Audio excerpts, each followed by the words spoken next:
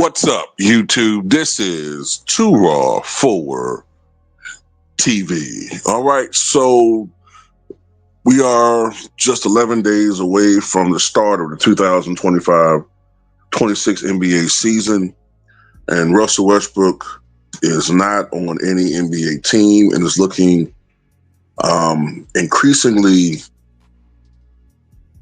likely, I guess, at this point, that he will not be on an NBA team when the season starts. He was a member of he was a member of the Denver Nuggets, but I believe he chose to opt out of a $3+ million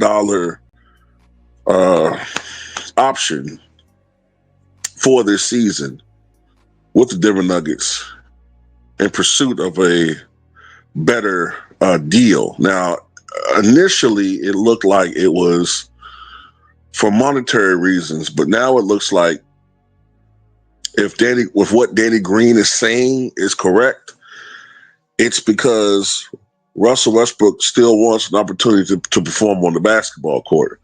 Now, Russell Westbrook has made the transition from being a regular starter who was playing at an all-star level for most of his career to being a role player. But according to Danny Green, the Denver Nuggets basically wanted him to be, at this point in his career, I guess more of, I guess you would call it a mentor. A mentor / groomer of cultivating young talent. Basically, a guy coming off the bench, really not getting much playing time, and being a veteran presence and a mentor to younger players getting minutes. And I guess Russ wasn't quite ready or isn't quite ready to have that type of role. All right. So this is Danny Green speaking on this. I thought he had something guaranteed or something already in the books, like somebody's interested. For you to opt out, from what I heard, is that they were not planning on to play him at all this year, even behind certain guys that he should be above. I feel like Russ is more out of pocket of opting out of his contract when not having one in place already. You still take the guarantee, make him trade you, make him get you, whatever. You take the guaranteed money unless you know for sure that you have somebody in place. You know how it goes, Danny. Sometimes GMs. Yeah, some people lie, some people take shit back. So say, oh yeah, I'm interested, and they disappear. And the market says, well, we don't have space. You know, everybody wants a Damian Lillard love, but not everybody's gonna get it. You know what I'm saying? Like, when we'll go back to your old place, at least get a minimum. Shit, Damian's getting 14. Like, you can't even get a minimum at the places that you called home, which is it's the tough business. That's kind of like what Melo ran into the end of his career. It was almost like the young teams don't want him because why have somebody taking up minutes from a player that should be developed? They can groom a player, yeah. And you got to take that role. You got to be able to accept the role of just being on the bench and grooming these guys. And I think if Russ is okay with that, he could definitely be on one of those teams. But most guys that are in that field that have that ego and that are superstars are not able to take a back seat toward the end of their career and say, I'm willing to not play at all and just help these young guys groom. So that's why it's tougher for him. And that's why I think Russ is more out of pocket than GMs are for opting out without having, something in hand. Do I think he's deserving of a roster spot? Absolutely. But in today's world, man, once you have year 18 or so, 19, once you're over 35, you're viewed as old. And it's crazy for me to call guys old because I don't think I'm old in real life. But in basketball years, young guys call me a dinosaur. So these guys that are 35 and up, and if you are not Steph Curry, KD, and still playing at that level at All-Star, it's harder to hold on. Yes, I don't really disagree with anything that Danny Green is saying right here. If Russell Westbrook opted out and he didn't really have any guarantees for a role or a contract with any other team, then that was very stupid of Russ. That was very stupid of Russ if he did that.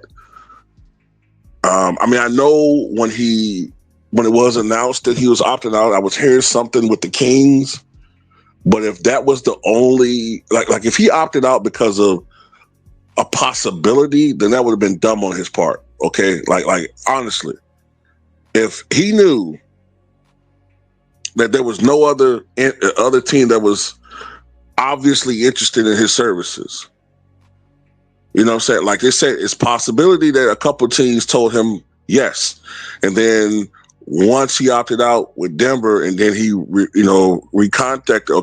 back in contact with these teams, it's possible they could have snaked him. That does happen. But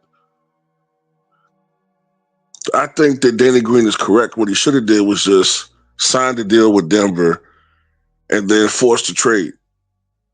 Force the trade during the mid part of the season to a contender where you can get minutes. That's probably what he should have did. Now you don't have the guaranteed contract. And I just saw something where Russ may have to play in another league. You know? So it's unless there's some significant changes, it's going to be a pretty sad ending, man. Kind of reminiscent of what happened with Carmelo Anthony and to an extent Allen Iverson. Carmelo Anthony had the same situation happen where, you know, people were saying that his game was antiquated and his play style didn't suit today's game, and the media pretty much tried to blackball him from teams as if he was a problem, which he wasn't. They're trying to make him out to be selfish, not a team player. I remember all that shit, man. It was screwed up. And he was out the league for,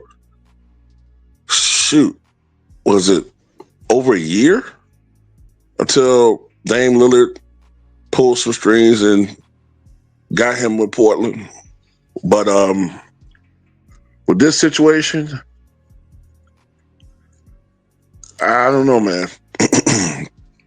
And it's not like Russ hasn't played well. Like, Russ was pivotal. Russ was crucial in that playoff series just this past year against the Clippers. Key defensive stops, key buckets. I mean, am I misremembering that? It's just like, man, and then I've seen him when Kawhi quit on the Clippers. When Russ was with the Clippers a couple years ago, Kawhi, after having a great game one or whatever it was, he quit on the Clippers afterwards. You know what I'm saying? I think some other guys were hurt. Russ was out there not shooting hardly any goddamn free throws, wasn't getting no calls from the officials, getting fouled left and right, and still averaged 23 points coming off the bench.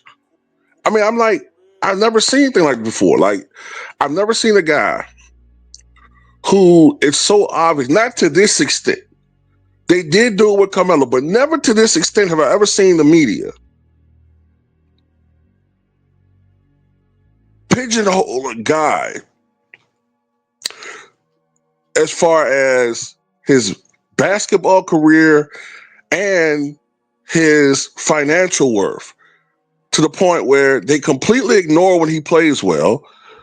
They overstate and magnify his games when he plays poorly to the point where it offsets and warps the actual reality of the situation and makes it seem like he's playing worse than he actually does. They'll say, well, he only shoots 43, 44% from the floor. Meanwhile, Trae Young shoots 39, 40% from the field, and nobody says anything. Trae Young will lead the league in turnovers, and nobody cares. Trae Young is on a team that hasn't done a damn thing since that 2001 fluky Eastern Conference Finals run, and nobody demands anything. But, you know, people pick and choose. But this might be it for us, man.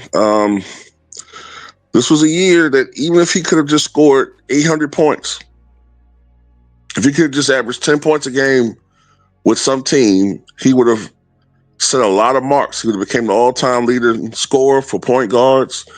He would have become the all-time leading rebounder for point guards. He would have joined LeBron James as one of two players with 25,000 points and 10,000 assists. He would have cracked 2,000 steals, and now he's being denied this stuff. You know, I've said it before, and I say it again, man. Whether directly or indirectly, LeBron James has ruined this man's career. That's all I got to say about it. Tell me what you guys think.